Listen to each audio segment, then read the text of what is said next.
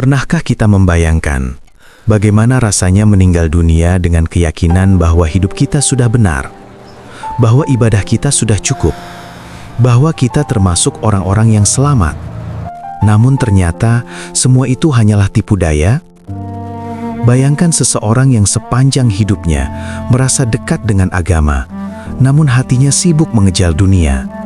Lisannya menyebut nama Allah, tetapi perbuatannya lebih tunduk pada hawa nafsu. Ia merasa aman, merasa tenang, hingga datang satu detik yang tak bisa ditunda, sakaratul maut. Di saat itulah tabir kebenaran tersingkap. Apa yang selama ini dibanggakan ternyata tak bernilai.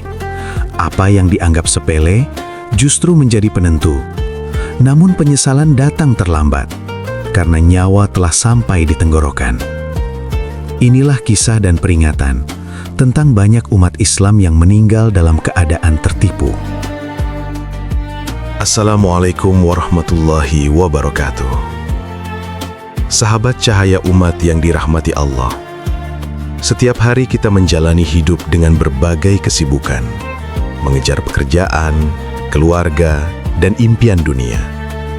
Namun seringkali kita lupa untuk berhenti sejenak dan bertanya pada diri sendiri, apakah arah hidup kita benar-benar sudah sesuai dengan yang Allah ridhoi? Melalui video ini, Cahaya Umat ingin mengajak Anda semua untuk merenung bersama, menyadari betapa mudahnya manusia merasa aman dalam keimanan, padahal tanpa sadar sedang berjalan di jalan yang keliru. Kisah yang akan kita bahas bukan sekedar cerita, melainkan cermin untuk hati kita masing-masing. Sebelum melanjutkan, kami mohon dukungan sahabat semua dengan menekan tombol like, subscribe, dan share video ini. Dukungan Anda sangat berarti agar Cahaya Umat dapat terus menyebarkan pengingat, nasihat, dan cahaya kebaikan kepada lebih banyak jiwa yang membutuhkan. Dunia tidak pernah datang dengan wajah yang menakutkan. Ia tidak menawarkan kesesatan secara terang-terangan. Justru sebaliknya, dunia hadir dengan senyum manis, dengan janji kebahagiaan, kenyamanan, dan kemewahan yang memikat hati manusia. Sejak bangun tidur hingga kembali terlelap, manusia disibukkan dengan urusan dunia, mengejar harta agar terlihat berhasil, mengejar jabatan agar dihormati, dan mengejar pengakuan agar merasa berarti. Perlahan namun pasti, dunia mulai menguasai pikiran dan hati, hingga Allah hanya disebut ketika sempat, bukan lagi menjadi tujuan utama hidup. Banyak umat Islam yang sebenarnya tidak meninggalkan agama. Mereka masih sholat, masih berpuasa, masih menghadiri majelis ilmu.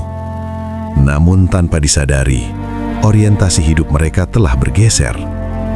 Ibadah dilakukan sekadar kewajiban, bukan karena kerinduan kepada Allah.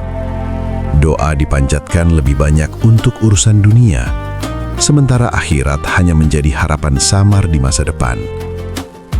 Tipuan dunia bekerja dengan sangat halus.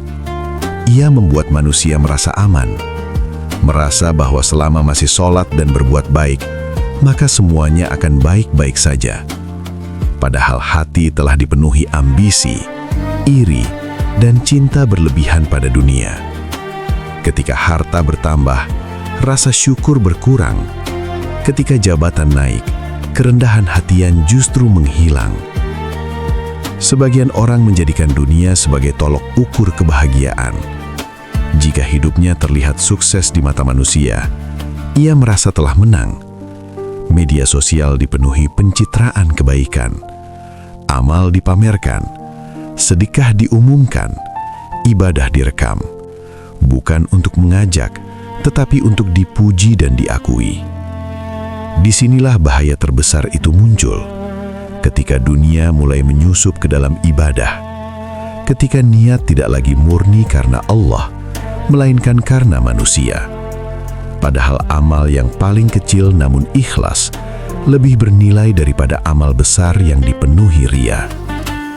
Dunia juga menipu dengan membuat manusia menunda, menunda taubat karena merasa masih muda, menunda hijrah karena merasa belum siap, menunda perbaiki diri karena merasa masih punya waktu. Besok saja, nanti kalau sudah mapan, nanti kalau sudah tua, padahal tidak ada satupun manusia yang tahu apakah esok masih diberi kesempatan bernafas. Betapa banyak orang yang wafat di saat ia sedang mengejar dunia. Betapa banyak yang dipanggil Allah ketika rencana hidupnya belum selesai. Rumah yang belum ditempati, harta yang belum dinikmati, jabatan yang baru diraih, semua ditinggalkan tanpa bisa dibawa satupun. Namun yang paling menyedihkan adalah ketika seseorang meninggal dalam keadaan hatinya masih terikat kuat pada dunia. Lisannya mungkin menyebut nama Allah, namun pikirannya masih dipenuhi penyesalan atas dunia yang ditinggalkan. Inilah tanda betapa kuatnya tipu daya dunia ketika ia telah menguasai hati manusia. Dunia bukanlah musuh jika berada di tangan, namun dunia menjadi petaka ketika ia bersemayam di dalam hati. Karena hati yang terlalu mencintai dunia akan sulit merindukan akhirat. Dan disinilah awal dari sebuah ketertipuan besar yang seringkali baru disadari ketika semuanya sudah terlambat.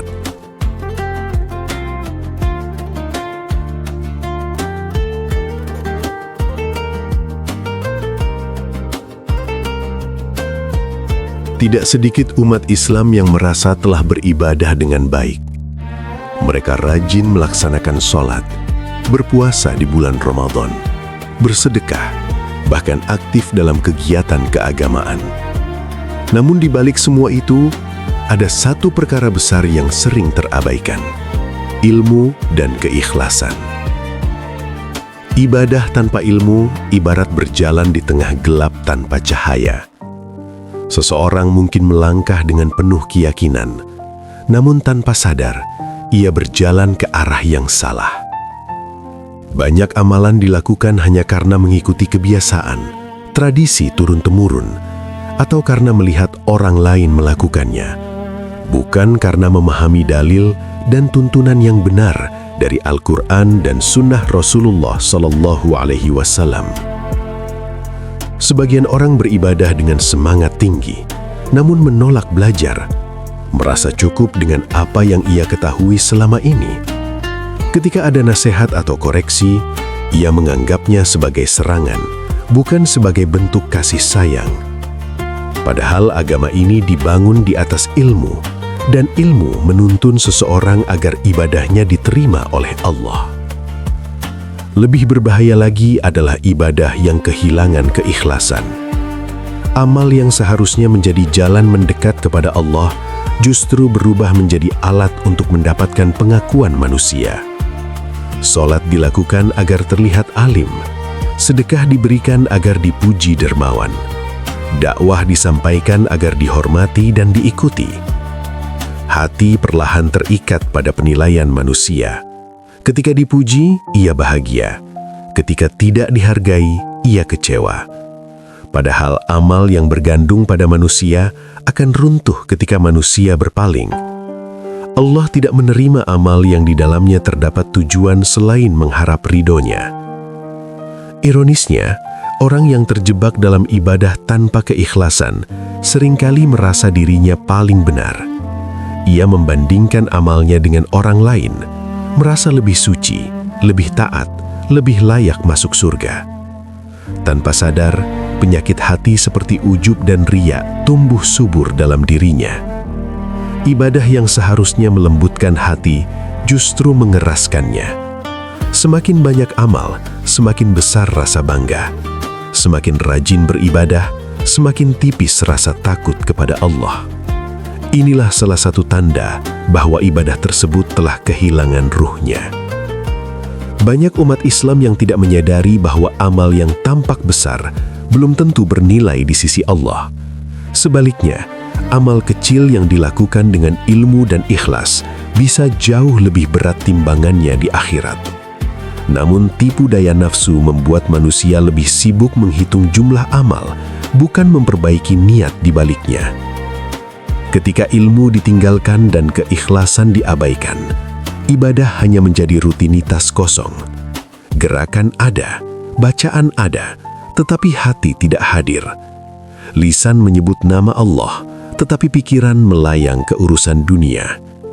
Dan yang paling menyedihkan, ada di antara mereka yang wafat dalam keadaan merasa telah banyak beramal, namun ternyata amal tersebut tidak diterima.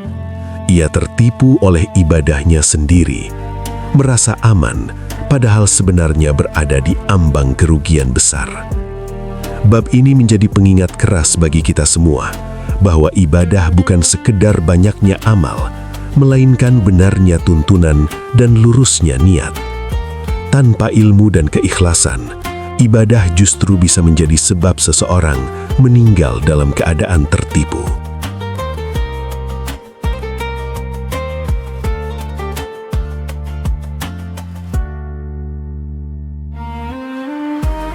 Salah satu bentuk ketertipuan paling berbahaya dalam kehidupan beragama adalah ketika seseorang merasa dirinya sudah berada di jalan yang benar.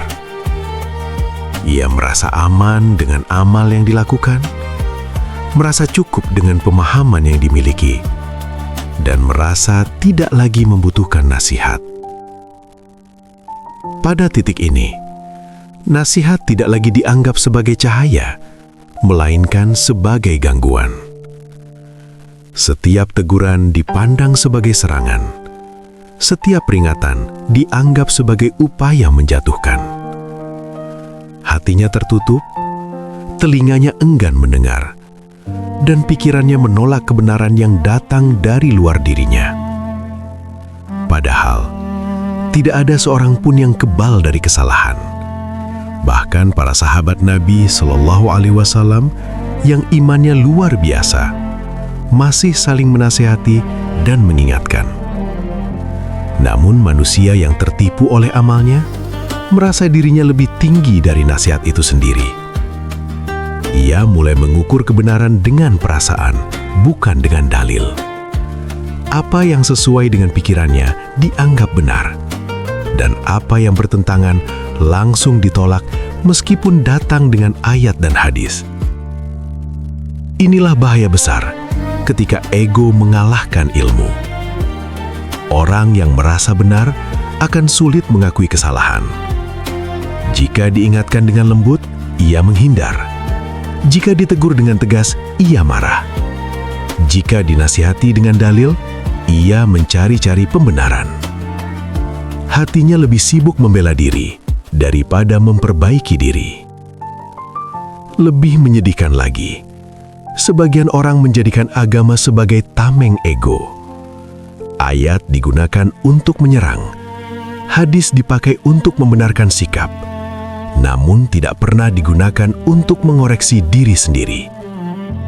Agama yang seharusnya melunakkan hati, justru dijadikan alat untuk meninggikan diri. Rasa paling benar ini perlahan melahirkan kesombongan halus. Bukan kesombongan yang tampak, melainkan kesombongan yang tersembunyi di dalam hati. Ia merasa amalnya lebih banyak, pemahamannya lebih lurus, dan kelompoknya lebih selamat.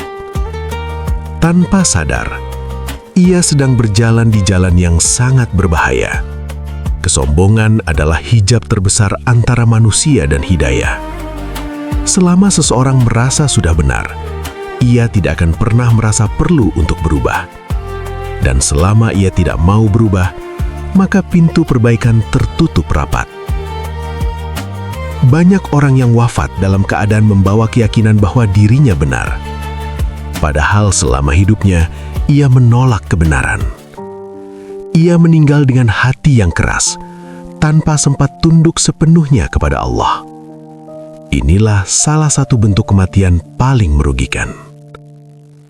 Nasihat sejatinya adalah rahmat. Namun bagi hati yang tertipu, nasihat terasa pahit dan menyakitkan. Padahal orang yang paling kita butuhkan nasihatnya bukanlah mereka yang memuji kita, melainkan mereka yang berani mengingatkan kesalahan kita. Bab ini adalah peringatan keras untuk kita semua. Jangan sampai amal membuat kita sombong. Jangan sampai ilmu membuat kita merasa tinggi. Dan jangan sampai agama menjauhkan kita dari kerendahan hati. Karena bisa jadi orang yang paling merasa benar di dunia justru termasuk orang yang paling menyesal di akhirat. Dan ketika kebenaran telah tampak dengan jelas, sudah tidak ada lagi kesempatan untuk memperbaiki diri.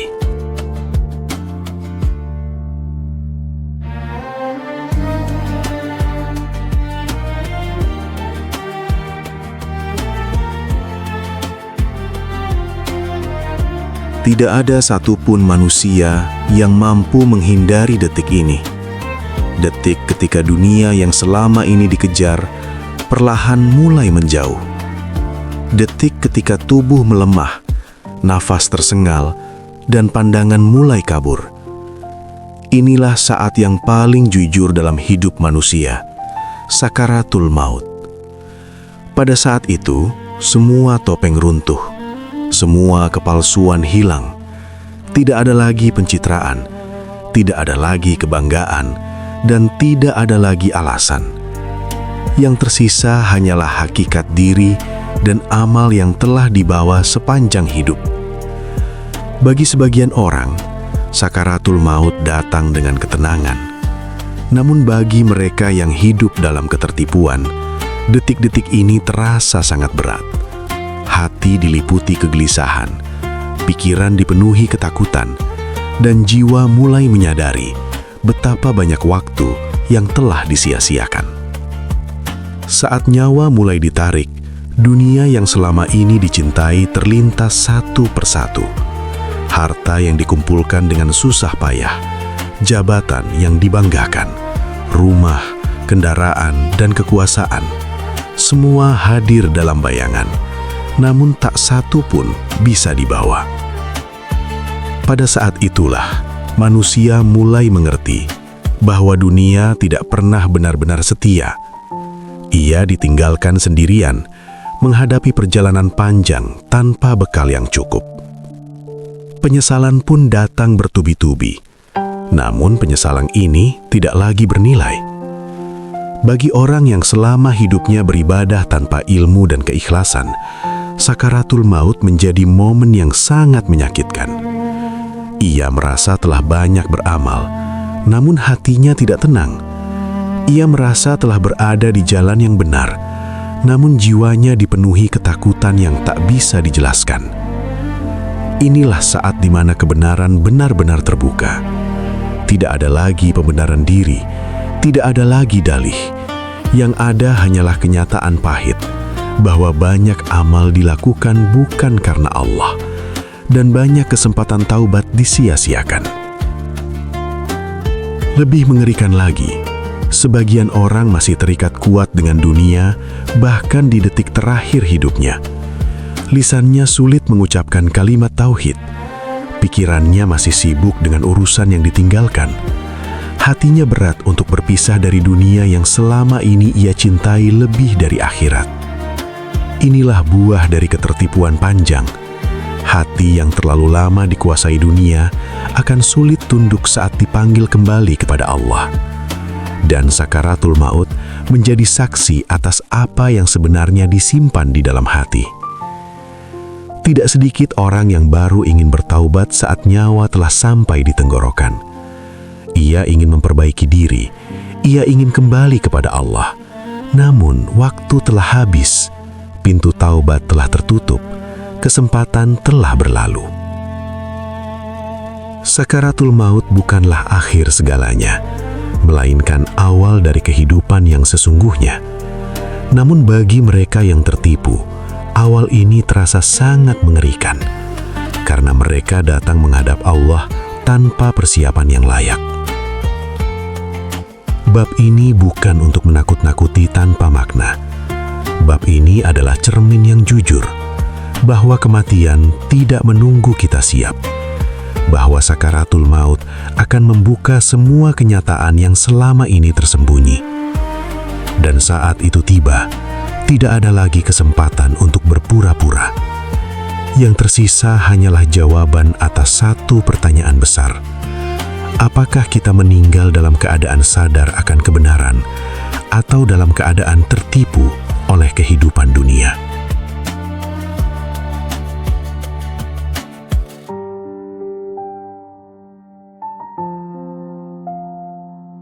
Selama dada masih berdenyut, selama napas masih keluar masuk, selama mata masih bisa terbuka, maka harapan itu masih ada. Bab ini bukan tentang mereka yang telah pergi, melainkan tentang kita yang masih diberi kesempatan hidup. Allah tidak menceritakan kisah orang-orang yang tertipu hanya untuk menakut-nakuti. Semua peringatan dalam hidup selalu mengandung rahmat bagi siapa saja yang mau mengambil pelajaran.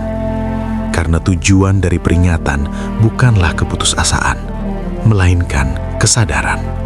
Setelah mengetahui bagaimana dunia menipu, bagaimana ibadah bisa kosong tanpa ilmu dan keikhlasan, bagaimana kesombongan menutup hati dari nasihat, dan bagaimana sakaratul maut membuka semua kenyataan, maka pertanyaan besar kini kembali kepada diri kita masing-masing. Akan kita bawa kemana sisa hidup ini? Banyak orang ingin berubah, namun terjebak pada satu kesalahan besar: menunda. Menunda taubat karena merasa dosa terlalu banyak. Menunda hijrah karena takut kehilangan dunia. Menunda memperbaiki diri karena takut berbeda. Padahal setan tidak pernah menyuruh manusia berhenti beribadah. Ia hanya menyuruh untuk menunda sampai waktu habis. Sadarilah, taubat tidak menunggu kita suci. Justru taubatlah yang membersihkan jiwa. Allah tidak menunggu manusia sempurna. Allah menunggu manusia kembali dengan hati yang jujur dan rendah. Selama nyawa belum sampai di tenggorokan, pintu rahmat masih terbuka selebar-lebarnya. Bab ini juga mengingatkan kita agar tidak tertipu oleh rasa aman palsu. Jangan merasa selamat hanya karena label agama. Jangan merasa benar hanya karena amal terlihat banyak. Jangan merasa dekat dengan Allah jika hati masih jauh dari kejujuran dan ketundukan. Orang yang selamat bukanlah yang paling banyak amalnya, tetapi yang paling ikhlas dan paling takut kepada Allah. Bukan yang paling lantang berbicara tentang agama, melainkan yang paling sungguh-sungguh memperbaiki dirinya. Keselamatan bukan milik kelompok tertentu, melainkan milik hati yang tunduk dan terus berusaha lurus. Bab ini adalah ajakan untuk kembali menata niat, menghadirkan Allah dalam setiap ibadah, mencari ilmu sebelum beramal, menerima nasihat meski terasa pahit, dan merendahkan hati meski amal terasa banyak. Jika hari ini kita tersentuh, jangan biarkan perasaan itu berlalu begitu saja. Jika hati kita bergetar, jangan padamkan getaran itu dengan kesibukan dunia. Karena bisa jadi, ini adalah panggilan lembut dari Allah sebelum datang panggilan yang terakhir. Tidak ada yang tahu berapa sisa waktu yang kita miliki. Namun setiap detik yang tersisa adalah kesempatan emas untuk memperbaiki arah. Lebih baik terlambat kembali daripada tidak kembali sama sekali. Bab ini menutup dengan satu harapan besar. Semoga kita tidak termasuk orang yang sadar ketika terlambat. Semoga kita tidak termasuk umat yang meninggal dalam keadaan tertipu. Dan semoga Allah memberi kita akhir kehidupan yang indah dengan iman yang lurus dan hati yang tenang. Karena sejatinya, orang yang paling beruntung bukanlah yang hidupnya paling lama, tetapi yang meninggal dalam keadaan siap bertemu Allah.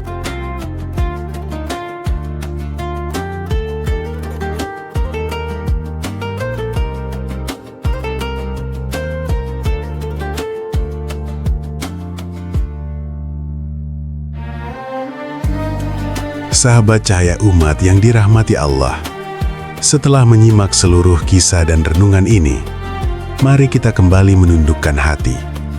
Bukan untuk merasa takut tanpa arah, melainkan untuk jujur melihat diri sendiri. Karena sejatinya, peringatan ini bukan untuk orang lain, tetapi untuk kita semua yang masih diberi waktu dan kesempatan. Jangan biarkan agama hanya tinggal nama. Jangan biarkan ibadah hanya menjadi rutinitas. Dan jangan biarkan hidup berlalu tanpa pernah benar-benar dekat dengan Allah. Dunia akan selalu memanggil, namun hanya akhirat yang kekal. Apa yang kita kejar hari ini akan menjadi saksi di hadapannya kelak. Semoga Allah menjaga kita dari tipu daya dunia, membersihkan niat kita dalam beramal, melunakkan hati kita dalam menerima nasihat, dan menutup hidup kita dengan husnul khatimah. Karena seindah apapun hidup di dunia, ia tidak ada artinya jika kita pulang tanpa membawa iman yang lurus. Terima kasih telah menemani Cahaya Umat hingga akhir video ini. Semoga setiap kata yang disampaikan menjadi pengingat, bukan sekedar tontonan. Jika video ini bermanfaat, jangan ragu untuk membagikannya, agar cahaya kebaikan ini sampai ke lebih banyak hati. Saya pamit undur diri. Sampai jumpa di video Cahaya Umat berikutnya. Semoga Allah selalu menjaga kita semua. Wassalamualaikum warahmatullahi wabarakatuh. Moon out.